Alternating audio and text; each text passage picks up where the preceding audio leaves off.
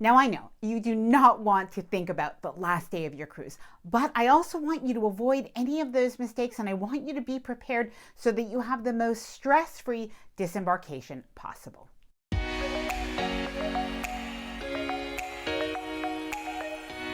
Hi there, I'm Ilana from the website lifewellcruise.com. Welcome back to my channel. Now, if there is a day that I honestly do not like to think about, it is the last day of the cruise. However, I also realize we just don't talk about that day enough, and therefore it leaves people not really prepared, not knowing what to expect, and really just kind of surprised at all of the things that can potentially go wrong on the last morning of the cruise. And I'll share with you the things that you absolutely must do to end your cruise in the right way. Now, before I get started, I did want to mention that if you like this video, if you find it helpful, informative, or enjoyable in any way, then please do give the video a big thumbs up. I really do appreciate it. And of course, please subscribe to the channel if you haven't done so already. Okay, let's get started. Now, I'm going to start with one of the most important points, and that is to settle your account early. Do not wait until the last morning of your cruise. Now, a lot of times what I'll see when I'm disembarking or on the last morning is a huge lineup of people. And sometimes people are going to get services because they notice a mistake on their account statement. Other times people maybe want to remove gratuities. Other times people want to pay in cash at the end of their cruise. They want to settle their bill in cash. So if you want to do any of those things, even if you just want to review your bill, don't wait until the last morning of your cruise. Now, something you can do is you can review your account actually daily, and that's what I would do personally. I would take a look on the app on my phone, maybe on your stateroom TV. You can also ask guest services to print you out a copy of your statement. So keep an eye on your statement because mistakes can happen. Maybe there was something charged on your bill that shouldn't have been, so just keep an eye along the way and don't wait until the last morning. Now, also, if you do want to settle your account in cash, sometimes people like to do that, is you can do that like the night before the last day of your cruise. You still have a lineup, but it's still much better than waiting for disembarkation morning. Number 2, set your alarm so that you wake up on time, and you're going to need to have enough time to get showered and get dressed, get anything that you need, perhaps have breakfast. Most of the time, the cruise lines are going to ask you to be out of your cabin by 8 a.m. in the morning. So even if normally you're a little bit leisurely, disembarkation day morning is not the day to do that. Number 3, plan for and save a disembarkation day outfit for the last morning of your cruise. Now, ideally, if you are traveling that day, maybe you're flying or maybe you're driving, save something that is pretty comfortable. Now, something else to remember is make sure that you do keep out sleepwear for the last night of your cruise. And you want to keep your toiletries, your toothbrush, your skincare items, any of that stuff, make sure that you keep that as well in a carry-on bag for the last morning of your cruise. Now, something that you'll notice on your cruise is there will always be a couple of people who have clearly not gotten the memo on that because they are disembarking from the cruise, maybe with their party outfits and heels on.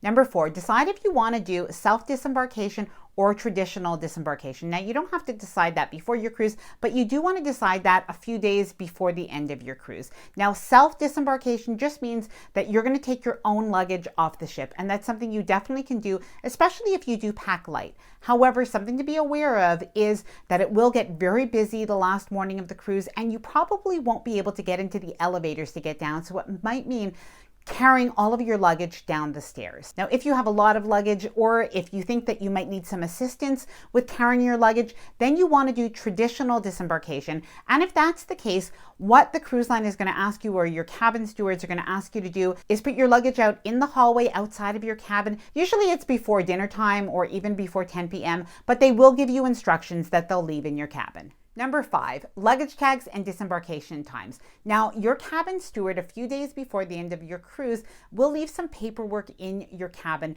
and that is going to be the instructions for disembarkation, and there are going to be luggage tags as well. Now, those luggage tags usually correspond to an approximate disembarkation time. So you may have purple luggage tags, for example, and that will correspond to 8:20 a.m. as an approximate time that you're going to disembark. Or they may be red, and that may correspond to 10 minutes after 9 as a time to disembark. So when you do receive those luggage tags, if that time is fine with you, then just fill out those luggage tags and put them on your luggage. However, if that time isn't great for you, maybe you have an early flight and you really would like to have an earlier time if possible, then simply take those luggage tags and go down to guest services as early as possible.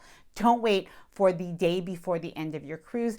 Do that as soon as you get those. Go down to guest services and ask if they can be exchanged for any earlier embarkation day times. And likewise, if it's a very early time and you'd like to leave later, then you can ask if there are any later times that are available as well. Number 6, let's talk about some of the things that you do not want to leave to the last minute. There are some things that you're going to want to do. Maybe you want to buy the photos on the cruise. If you want to do that, don't wait until the last morning of the cruise. Try even not to wait until the last night of the cruise. Do that as early as possible. But there are a lot of people that buy it on the last day. So if you waited until that day, don't worry, but do it on the last day, not on disembarkation morning. Number 7, did you want to book a future cruise? Now, a lot of people like to do this while they're on a cruise. They like to think ahead for the next cruise that they're going to do. And cruise lines really incentivize people to do this by giving you additional onboard credits, by giving you low deposits if you book a future cruise while you are on this one. Now, you could really do this at any point during your cruise, but ideally, do this the earlier the better. Sometimes you have to make appointments if you do want to meet with the future cruise consultant. Other times you can simply put in a deposit by leaving like a form that you fill out. So do look into that in the first couple of days of your cruise, and definitely don't wait until the very last minute. If you do want to see the future cruise consultant, oftentimes they will be completely booked up on the last day of the cruise. Number 8, did you want to give an additional gratuity to your cabin steward? Did you want to maybe give a thank you note or even say your goodbyes, say thank you? Do that the last evening of the cruise. They tend to be so busy taking away the luggage, getting everything ready for the new passengers that are coming on the very last night of the cruise and even the morning of. And it's hard oftentimes to even see them, and especially even the waiters that have served you the entire time. So if you have favorite waiters, bartenders, your cabin steward that you want to say a special thank you to, do that the last night of the cruise. Don't wait for the next morning. Likewise, if you have friends that you've met on board and you want to get their information, maybe you want to get like their Facebook accounts or any way to be able to keep in touch, do that the last day of your cruise. Do not wait until the last morning.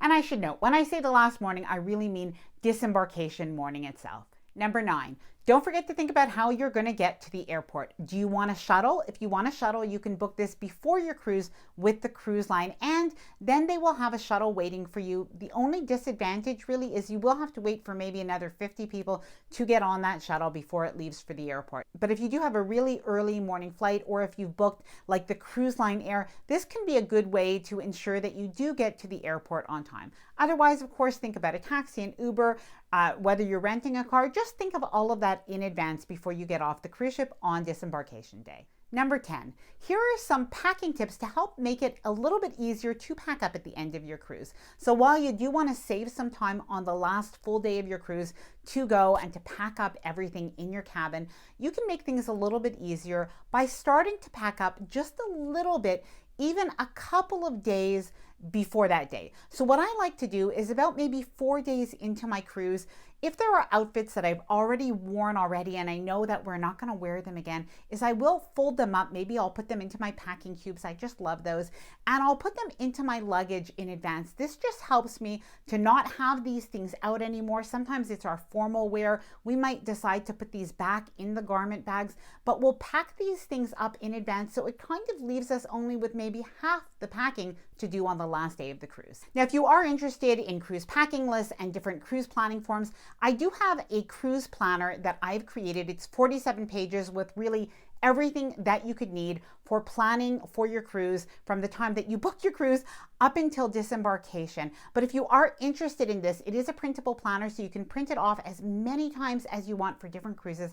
I will leave it linked in the description below and you can check out the details there. Number 11, breakfast on disembarkation day morning. Now, while you can go over to the buffet and sometimes you'll also have the main dining room that's open, something that I like to do just because it's so busy on that last morning of the cruise is I might go down at about 7 a.m. to the cafe and I'll get a pastry and I'll get some coffee and I'll just bring that up and I just eat and drink my coffee as we're getting ready to go and as we're packing up, because I don't want to be involved in all that stress around the rest of the cruise ship. So if you are somebody who'd rather avoid all of that, then you may want to go and get your breakfast and coffee as well. Number 12, on disembarkation day morning, check your cabin really well to make sure that you haven't forgotten anything. And this is really similar to a hotel, but the thing is that when we are in a cruise cabin, we tend to really unpack, use a lot of the little corners for storage, so there is more potential for leaving things. And I do have a friend that her son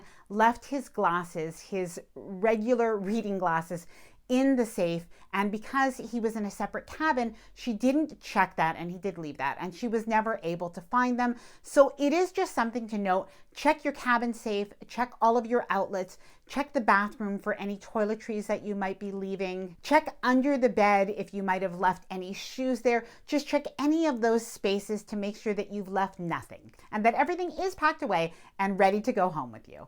Now, I have a couple of really practical tips. So when you get off the cruise ship, if you've done traditional disembarkation, then your luggage is going to be there waiting for you in a section of the cruise terminal. Now, if you have a lot of luggage, you might want to use a porter to help you to bring your luggage out to the curb or to your car. Now, so something to do is to keep with you some small bills, because you are going to want to tip these people if they do help you out with that service. Number 14, as you disembark the cruise ship at the terminal, you are going to be going through customs. So keep your passport, keep your government ID, as well as any custom declaration forms that you may have. Make sure to keep those handy on you as well. Now, this last tip is a bit of a bonus for anybody that's parking at the cruise terminal or the parking garage. Now, we actually do this, so I know how it could be that at the end of your cruise, you may have forgotten where you actually parked. So what we do is, as soon as we park on the embarkation day,